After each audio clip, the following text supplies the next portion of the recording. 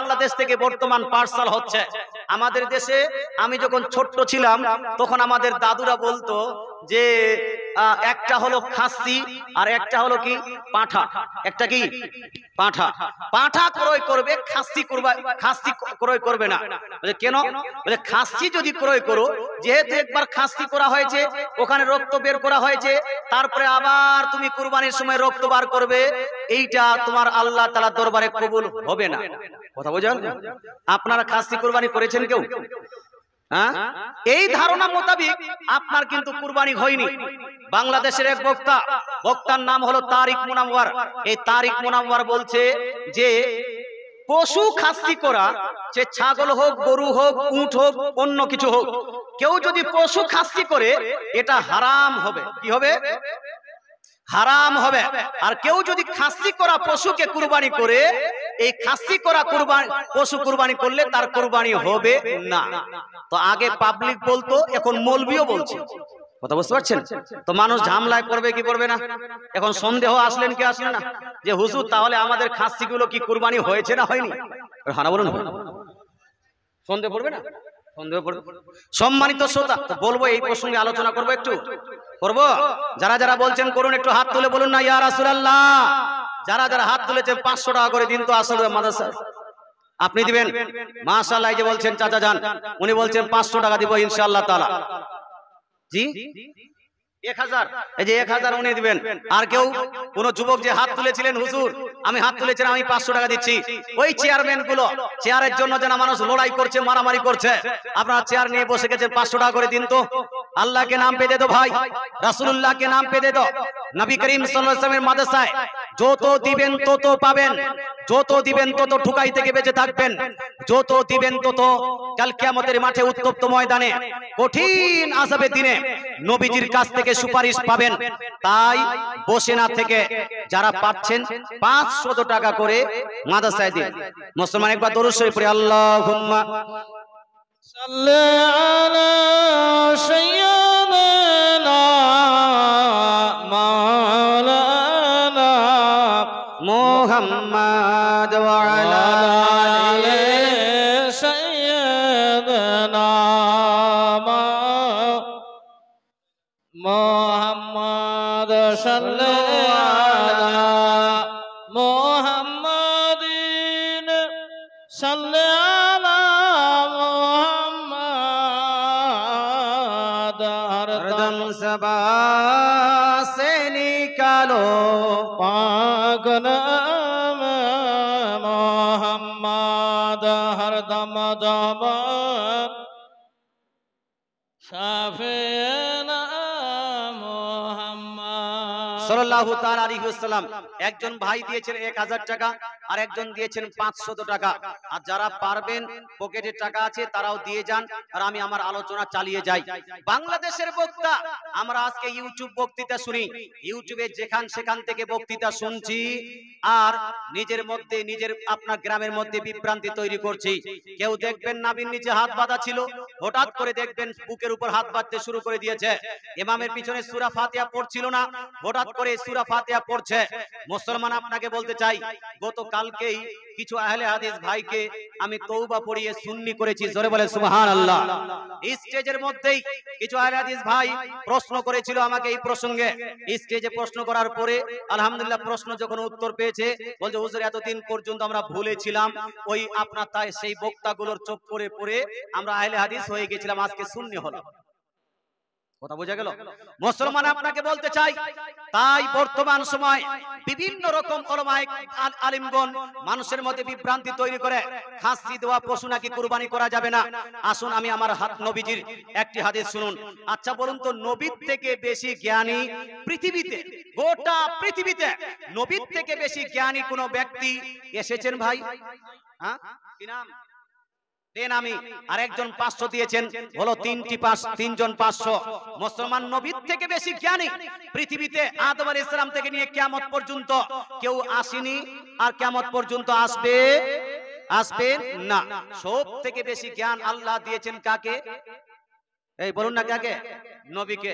সুতরাং নবীর থেকে বেশি যুক্তি, নবীর থেকে বেশি জ্ঞান, নবীর থেকে বেশি কেউ নলেজ নিজের জন্য যদি প্রমাণ করে এই ব্যক্তি পাকা কাফির, একে আমরা মুসলমান মানি না। আসুন না, নবীজি কিভাবে কুরবানি দিতেন, খাসি করা দিয়েছেন কি দেননি? নবী যদি খাসি করা পশু কুরবানি দিয়ে থাকেন, গোটা পৃথিবীর মানুষ যদি বলে খাসি করা পশু কুরবানি করা চলবে না, আমরা মানবো না। আর যদি নবী নিষেধ করেন তাহলে মেনে নিব। আসুন একটি হাদিস শোনাই।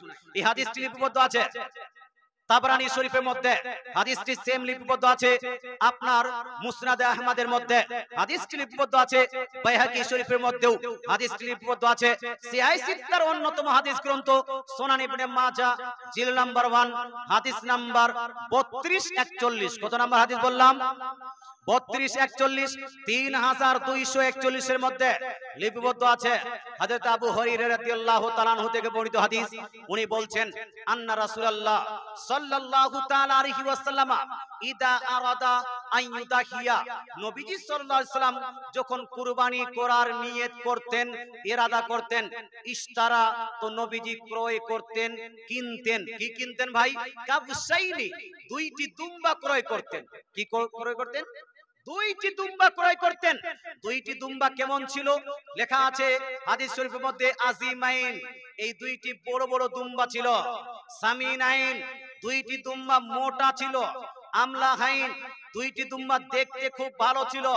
আকরানাইন, দুম্বা দুইটির আপনার সিং ছিল। ওয়া মাউজুআইন, আর এই দুইটা দুম্বা খাসি করা ছিল। জোরে বলেন সুবহানাল্লাহ।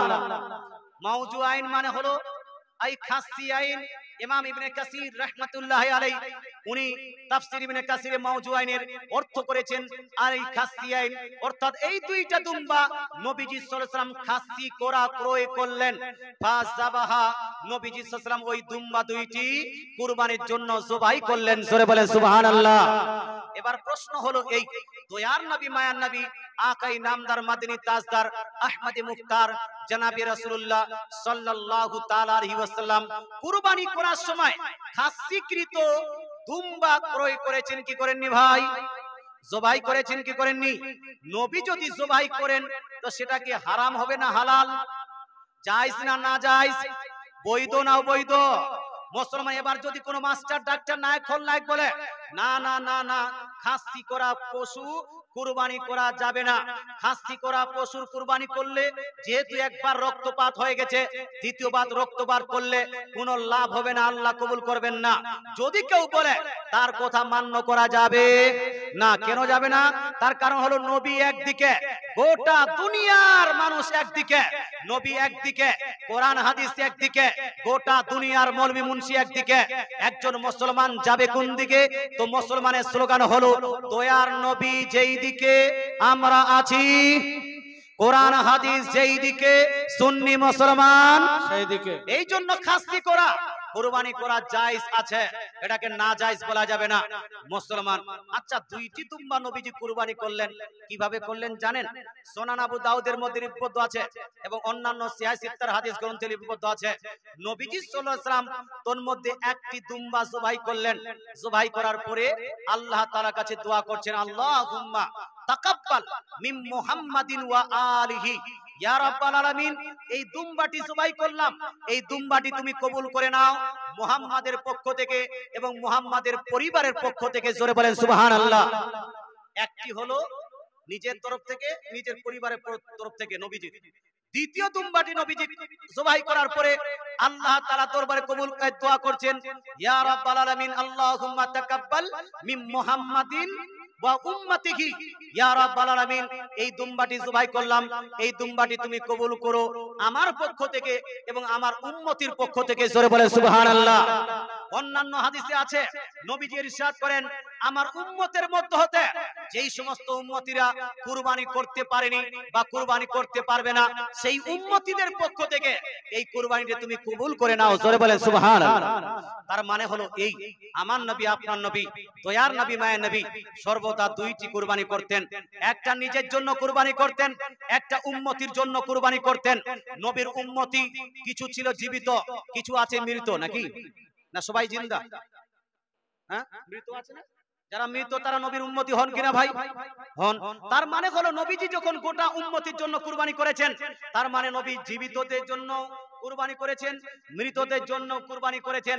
এই জন্য ফুকাহায়ে কেরাম বলেন, এই হাদিস থেকে প্রমাণিত হয়, কেউ যদি নিজের মৃত বাবার জন্য কুরবানি করতে চায়, মৃত মায়ের জন্য কুরবানি করতে চায়, মৃত শাশুড়ির নামে, মৃত ছেলের নামে, মেয়ের নামে যদি কুরবানি করতে চায়, এই কুরবানি করাটা তার জায়েজ হবে। কুরবানির যত নেকি হবে সব নেকি তার মৃত মা বাপকে পৌঁছে দেওয়া হবে। জোরে বলেন সুবহানাল্লাহ। আপনারা কি করেন ভাই? মৃত ব্যক্তির জন্য কুরবানি করেন? করেন না? কেউ করে, কেউ করে না। আচ্ছা, আপনারা কুরবানি দেন কয়টা? একটা বাড়িতে 5 জন লোক আছে। 5 জন লোকের মধ্যে অধিকাংশ মানুষেরা কুরবানির ভাগা দেয় একটা না হলে 2টা, নাকি? এটাই করেন না? আচ্ছা, প্রায় বাড়িতে দিচ্ছে। আচ্ছা, সবাই দিচ্ছে, কিন্তু দিচ্ছে কয়টা? 5টা লোক আছে, 5টা কুরবানি দিচ্ছে। কয়টা দিচ্ছে? একটা না হলে 2টা। সব বাড়িতে তো একটা নাকি 2টা। আচ্ছা, গোটা গরুটাকে কুরবানি করে দিচ্ছে। একটা বাড়িতে একজনে গোটা গরু কুরবানি দিচ্ছে। এইরকম আপনাদের গ্রামে কয়জন আছে? কয়জন? 100 জন? 50 জন? অল্পটা কতটা? শতকরা 5টা। উনি বলছেন শতকরা 5টা, তার মানে শতকরা 5টা হবে না, যে গোটা গরু কুরবানি দিয়েছে। মুসলমান আপনাকে বলতে চাই, গরুর আত্মা কয়টা? জোরে বলুন না বাবা। আত্মা রূহ, এই বলুন না কয়টা? গরুর আত্মা রূহ কয়টা? একটা গরু কয়টা থাকে? একটাই থাকে। একটা গরু একটাই থাকে। আপনাদের গ্রামে 100 জন মানুষের মধ্যে মাত্র 2 থেকে 3 জন মানুষ গোটা গরু কুরবানি দিয়েছে। বাকি গোটা গরু দিতে পারেনি। তখন কেউ 1 ভাগ দিচ্ছে, কেউ 2 ভাগ, কেউ 3 ভাগ। দেয় কি দেয় না? বাংলাদেশের আরেক বক্তার নাম হলো আব্দুর রাজ্জাক বিন ইউসুফ, আর তার ছেলে আব্দুল্লাহ বিন আব্দুর রাজ্জাক বিন ইউসুফ। এরা 2 বাপ বেটা বুক ফুলিয়ে বলছে, এই যে ভাগে কুরবানি দিচ্ছেন, কেউ 1 ভাগ, কেউ 2 ভাগ, কেউ 3 ভাগ, এদের একটাও কুরবানি কবুল হবে না। কেন? বলছে গরুর আত্মা হলো একটা, এই জন্য কুরবানিও হবে একটাই। আত্মা কয়টা? যেহেতু আত্মা একটা, সেহেতু কুরবানিও হবে একটাই। কত সুন্দর লজিক, কত সুন্দর যুক্তি। এই যুক্তি দেখে বাংলা শিক্ষিত মানুষেরা প্রভাবিত হয়ে বলছে, না, এই মৌলবি ঠিক বলেছে, এই ডাক্তার ঠিক বলেছে, এই মাস্টার ঠিক বলেছে। মুসলমান আপনাকে বলতে চাই, আচ্ছা, আত্মার উপর যদি কুরবানি হতো, যে আত্মাকে কেন্দ্র করে যদি কুরবানি হতো, তাহলে মুরগির আত্মা আছে কি নাই? হানা বলুন না ভাই। মুরগির আত্মা নাই? আছে। পোল্ট্রির আত্মা আছে কি নাই? হাঁসের আত্মা আছে কি নাই?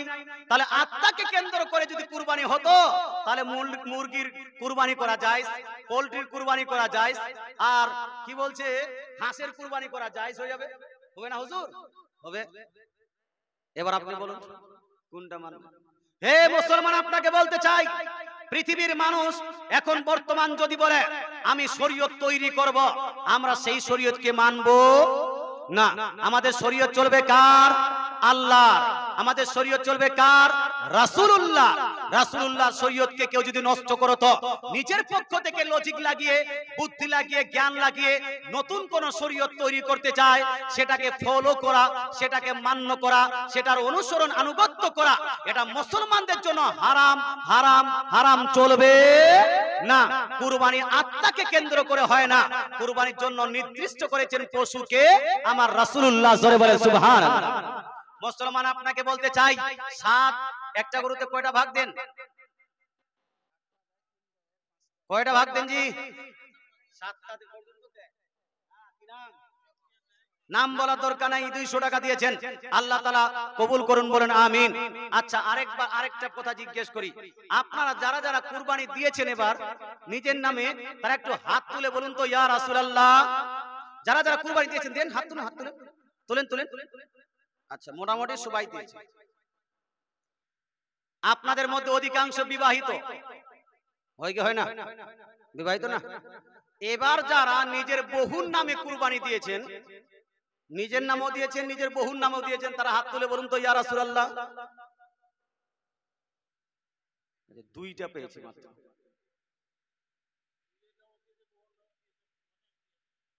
না, এখানে তো দুইটা আছে। আপনি দিয়েছেন? দাদির নামে তো দিবেন, নাহলে দাদি বাড়ি ছাড়া করবে আপনার। এতদিন থাকলাম আপনার পাশে, এখনো কুরবানি দিবেন না? কিন্তু ইনাদের মধ্যে মাত্র দুইজন ব্যক্তি নিজের স্ত্রীর নামে কুরবানি দিয়েছেন, বাকিরা দেই নি। মুসলমান কেউ যদি নিজের নামে কুরবানি দেয়, নিজের স্ত্রীর নামে কুরবানি না দেয়, এই কুরবানি লাগবে কি লাগবে না জানা আছে? হানা বলুন না বাবা। কেউ যদি নিজের নামে কুরবানি দেয়, নিজের স্ত্রীর নামে কুরবানি না দেয়, এ কত বড় পাপী, কত বড় গুনাহগার, কত বড় বদকার, কত বড় আপনার সিয়াকার, এটা কি জানা আছে? আচ্ছা, বললে কি রাগ করবেন? একটু হানা বলুন না বাবা। বললে রাগ করবেন না বলবো? এই মুসলমান যারা যারা বলছেন হুজুর বলুন, একটু হাত তুলে বলুন না ইয়া রাসূলুল্লাহ। যারা যারা হাত তুলেছেন এক ব্যাগ করে সিমেন্ট দিন তো। সব দিবে? হবে না? এক ব্যাগ করে সিমেন্ট হবে দিন। তারপরে এই মশলাটা বলবো, তার আগে এই বলি 7 ভাগে কুরবানি করা যাবে কিনা? হবে না কেউ? দেনেওয়ালা ভাই না মাদ্রাসার দরকার আছে বাপ। আর আজকে যা কালেকশন দেখলাম, আমার মনে হয় আষাঢ়িয়া দোহাতে এর আগে যেভাবে জালসাতে কালেকশন হয়েছে সেভাবে কিন্তু আজকে কালেকশন আজকে হয়নি না? মানে আমার যেটা আইডিয়া হচ্ছে, অন্যান্য বছরে যে কালেকশন হওয়া উচিত হয়েছে, তদরূপ কিন্তু আজকে কালেকশন হয়নি। তো ভাই হবে না এক ব্যাগ করে সিমেন্ট 300, 350, 400 টাকা করে ব্যাগ, এক ব্যাগ করে সিমেন্টের দাম দেওয়া যাবে না? মশলাটা জেনে যাবেন, কবরে গিয়ে হুড়া খাবেন না। মশলা জেনে যাবেন, কবরে গিয়ে শাস্তি পাবেন না। মশলা জানলে আগামীতে সেই মশলা মোতাবেক আমল করবেন। মশলাটা জানলে সেই শরীয়তের উপর আমল করার কারণে কিয়ামত পর্যন্ত আপনার ওই নেকি হতেই থাকবে। তাই ভাই আপনাদের বলতে চাই, এক ব্যাগ করে সিমেন্ট, এ মা বোন আপনারাও দিন তো এক ব্যাগ করে সিমেন্ট দিন। আপনাদের নামে ইনশাআল্লাহ তাআলা আগামীতে কুরবানি হবে ইনশাআল্লাহ তাআলা। একবার দরুদ শরীফ পড়ুন, আল্লাহুম্মা সাইয়্যিদানা মাওলানা মুহাম্মদ ওয়া আলা আলি সাইয়্যিদিনা মাওলানা মুহাম্মদ সাল্লু আলা মুহাম্মাদিন সাল্লি আলা মুহাম্মদ হরদম জবান সেনে কালো পাগুনাম মুহাম্মদ হরদম জবান সেনে কালো শাফে এনা মুহাম্মদ সাল্লাল্লাহু তাআলা আলাইহি ওয়া আলিহি ওয়াসাল্লাম। ভাই একজন ভাই হলো না ভাই?